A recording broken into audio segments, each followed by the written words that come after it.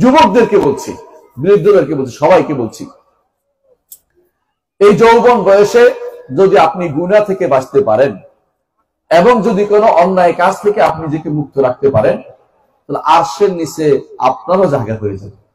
আল্লাহু আকবার। আরশের নিচে জায়গা হওয়া একটা প্রথম কাজ। হাসরের মাঠটা হবে এত বিশাল মাঠ যে সেখানে কারো কোনো চিহ্ন থাকবে না, পাহাড় থাকবে না, পর্বত থাকবে না। আল্লাহ তাআলা আরশের নিচে ছায়া দেবেন এমন যুবকদেরকে, যে যুবক আল্লাহর ইবাদতে বড় হয়েছে।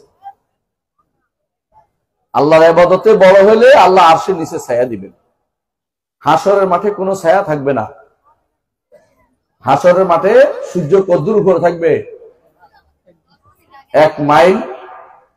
1 মাইল হাদিসে আসছে, এটা মিল পড়লে হচ্ছে 1 বিঘত, আর যদি মাইল পড়েন তো 1 মাইল। যেমনি পড়েন দুইভাবে পড়া যায়, মিল মাইল, যেভাবে পড়েন বেশি দূরে না। এখন অনেক দূরে সূর্য। যুবক মানুষ কিভাবে আল্লাহকে ভয় করে তার উদাহরণ দেখেন।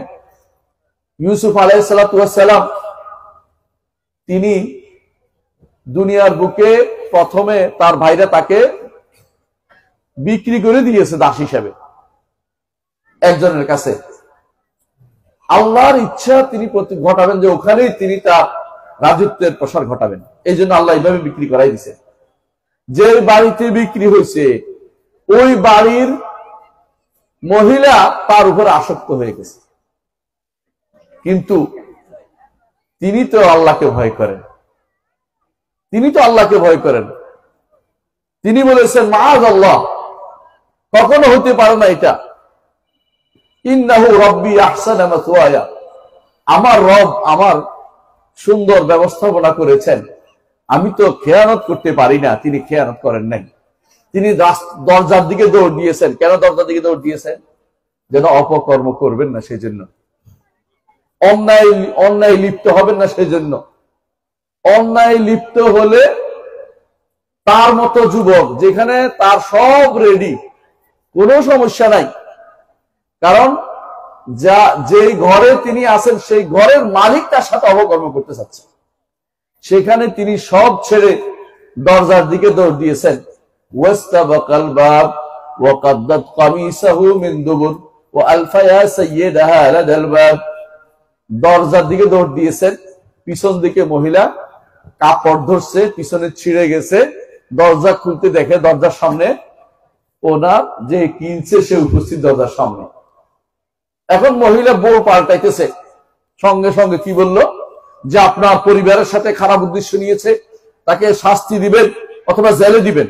মানে সঙ্গে সঙ্গে মহিলা সময় পাল্টাই ফেলতেছে, ভুল পাল্টাই ফেলতেছে। এমন সময় সেখানে উপস্থিত, লম্বা আলোচনা করবো, শুধু বুঝার জন্য বলতেছি, একজন বলল যদি কাপড়ের পিছন দিয়ে ছেঁড়া থাকে তাহলে মহিলার দোষ, সামনের দিকে ছেঁড়া থাকলে তাহলে পুরুষের দোষ। দেখা গেল যে পিছনের দিকে ছেঁড়া। তখন ওই ব্যক্তি যে ইউসুফ আলাইহিস সালামকে কিনেছিলেন তিনি বুঝে গেছেন ষড়যন্ত্রটা মহিলা পাকাইছে, ইউসুফের কোনো দোষ নাই। তারপরেও নিজের আত্মসম্মান ঠিক রাখার জন্য ইউসুফ আলাইহিস সালামকে জেলখানায় পাঠানো হয়েছে। ইউসুফ আলাইহিস সালাম আল্লাহর কাছে খুশি হয়ে বলছেন রব্বিস সিজনু আহাব্বু ইলাইয়া মিম্মা ইয়াদউনানি ইলাই, আল্লাহ সিজিন আমার কাছে ভালো, কয়েকখানা আমার কাছে ভালো। এই মহিলারা যে অন্যায়ের দিকে আমাকে আহ্বান জানাচ্ছে, এইটার দিকে আমাকে কখনো আল্লাহ যে আপনি বাঁচাই দিয়েছেন এর থেকে আমি বহুত ভালো আছেন, কয়েকখানা থাকতে রাজি আছি। বিনা দোষে কয়েদি হয়েছেন কি জন্য? হারাম থেকে বাঁচার জন্য। যুবক আপনাকে বলছি, আপনি আজ নারীদের পিছনে, মেয়েদের পিছনে গুড়গুড় করে হাঁটবেন, কলেজে পড়েন, ইউনিভার্সিটিতে পড়েন, মেয়েদের পিছনে আপনি হাঁটতেছেন, অথচ আপনি পবিত্র থাকার কথা। ইউসুফ আলাইহিস সালামের মতো যৌবন বয়সে আপনি পবিত্র থাকার কথা।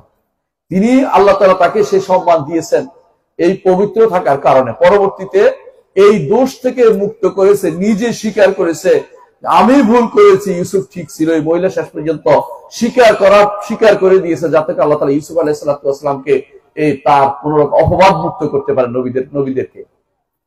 সর্বপ্রথম যাকে কাপড় পরানো হবে তিনি হচ্ছেন ইব্রাহিম আলাইহিস সালাম।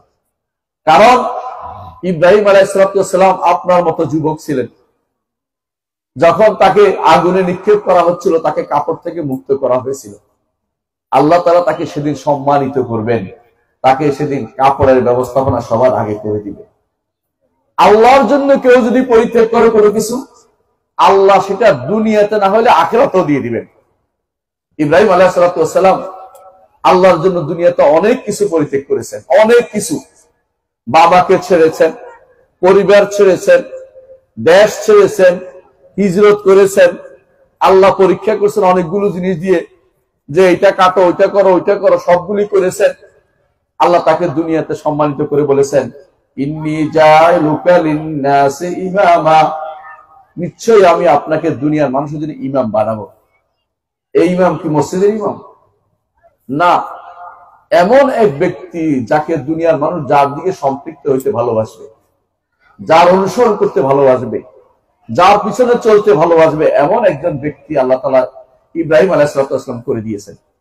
আর আমাদেরকে আল্লাহ বলে দিয়েছেন, قد كانت لكم أسوة حسنة في إبراهيم والذين معه, তোমাদের জন্য হে ঈমানদাররা, মুসলিমরা, তোমাদের জন্য ইব্রাহিম হচ্ছেন একজন আদর্শ ব্যক্তি। ইব্রাহিম তোমাদের আদর্শ ব্যক্তি। ইব্রাহিম আলাইহিস সালাম যাবতীয় অন্যায় থেকে নিজেকে দূরে রেখেছেন। আল্লাহ তাআলা বলে দিয়েছেন, ফালাম্মা আতাযালাহু, যখন কাফেরদেরকে ছেড়ে দিয়েছেন, ওমা ইয়াবুদুনা মিন দুনিল্লাহ, যারা আল্লাহ ছাড়া তাদের অন্যদের ইবাদত, এগুলিকে তারা ছেড়ে দিয়েছেন। ওয়াহাবনা লাহু ইসহাক, আল্লাহ তাকে ইসহাক দান করেছেন, অর্থাৎ তাকে সন্তান দান করেছেন। দেখা গেল যে আল্লাহর জন্য যদি কিছু ছাড়তে পারেন, আল্লাহ অবশ্যই আপনাকে দিবেন, দুনিয়াতে না দিলে আখিরাতে দিবেন। ইব্রাহিম আলাইহিস সালামকে আখিরাতে কাপড় দিয়ে সম্মানিত করেছেন। ইব্রাহিম আলাইহিস সালামকে আল্লাহ তাআলা আখিরাতও দিয়েছেন। আপনি যদি কোনো আখিরাতে বিশ্বাসী হন, তো দুনিয়ার বুকে আপনাকে আল্লাহর পথে চলতে হবে। প্রথম কাজ, যুবকদের কাজ, আল্লাহর পথে চলবো, আল্লাহ তাআলার ইবাদত করব, আল্লাহ তাআলার ইবাদত, আল্লাহর নির্দেশের পথে বাইরে একটু যাব না, এই সিদ্ধান্ত আপনাকে নিতেই হবে জোর করে। এটা হলে আপনি হবেন যৌবনে প্রথম এমন ব্যক্তি যার যৌবনটাকে তিনি কাজে লাগাতে পেরেছেন। শাআবুন নাশা ফি ইবাদাতিল্লাহ, ওই যুবক হবেন যে যুবক একমাত্র আল্লাহর ইবাদতে বড় হয়েছে। সে যুবক পাগলামি করেনি। আমাদের সমাজে প্রচলিত আছে, যৌবন বয়সে কার না দোষ আছে, এই কথাটি ঠিক নয়। যৌবন বয়সে দোষ থাকলে তো যৌবনটাকে নষ্ট করে দিলেন। সবচেয়ে উন্নত সময় যদি কোনো আপনার আমলটা নষ্ট হয়ে যায়, আখিরাতে আপনার ধরা খাওয়ার সম্ভাবনা বেশি রয়েছে। কারণ এই সময়টার জন্য আলাদা একটা প্রশ্ন করা হবে। মুহাম্মদুর রাসূলুল্লাহ সাল্লাল্লাহু আলাইহি ওয়াসাল্লাম বলেছেন, হাসরের মাঠে আল্লাহ তাআলা কয়েকটি প্রশ্ন ব্যতীত কাউকে সামনে এগোতে দিবেন না। এর মধ্যে একটা হচ্ছে তার জীবন সে কিসে ব্যয় করেছে, এটা একটা প্রশ্ন, জীবন, পুরো জীবন। দ্বিতীয় একটা আলাদা প্রশ্ন হবে, আন শাবাবিহি ফিমা আবলা, যৌবন বয়সটা সে কোন কাজে ব্যয় করেছে, কোন কি দেখিয়ে দিয়েছে। যৌবন বয়সে কে কি দেখায়, যৌবন বয়সে কে কি দেখায়। সাহাবায়ে কেরাম রিদওয়ানুল্লাহি আলাইহিম আজমাইন তারা বেশিরভাগই যুবক ছিলেন। রাসূলুল্লাহ সাল্লাল্লাহু আলাইহি ওয়াসাল্লামের দরবারে তারা আসতেন, বিভিন্ন রাসূল তাদের অবস্থা বুঝতেন এবং তাদেরকে সেভাবেই দিক নির্দেশনা দিতেন। যৌবন বয়সে শুদ্ধ থাকা, পরিশুদ্ধ থাকা, এটা হচ্ছে সবচেয়ে বড় নেয়ামত। সবচেয়ে বড় নেয়ামত যৌবন বয়সে আমি পরিশুদ্ধ আছি। যৌবন বয়সের ইবাদত আল্লাহর কাছে বেশি প্রিয়। যৌবন বয়স যদি কাজে লাগাতে চান, আসহাবে কাহফের মতো হয়ে যান।